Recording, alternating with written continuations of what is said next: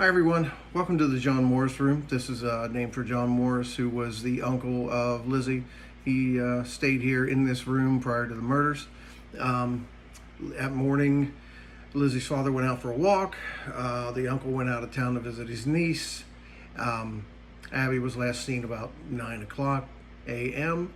alive by Lizzie, who said during this whole time she was downstairs ironing handkerchiefs, and the maid, Bridget. We do know that she was found in this room face down in congealed, a large pool of congealed blood of her own. She had a large strike that was of her head on the left side.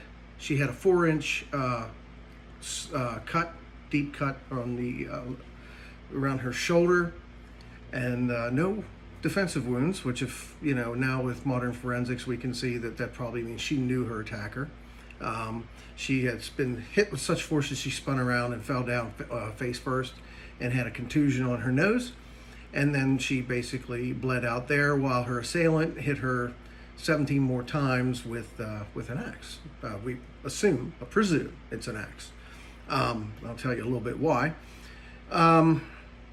So we've kind of fast forward to aftermath of that. Mr. Borden come home from his walk and sat down, fell asleep in the parlor.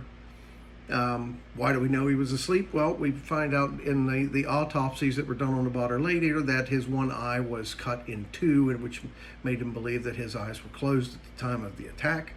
It was like they did a autopsy there in the Morris room, and they judged the time of death. So Mrs. Borden was probably about an hour and a half deceased before Mr. Borden came home and fell asleep.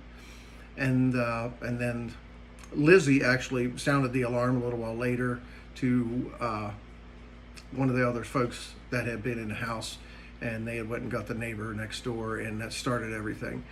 Part of the investigation did end up finding some axes in the basement, and one had a broken handle, and it had looked like this was the murder weapon. It looked like someone kind of staged it to make it look old. So as you investigate and learn more about the trial, you can get into all the different theories and cases and make your own conclusion. But take a look around the room and just imagine what it may have been like here at that time.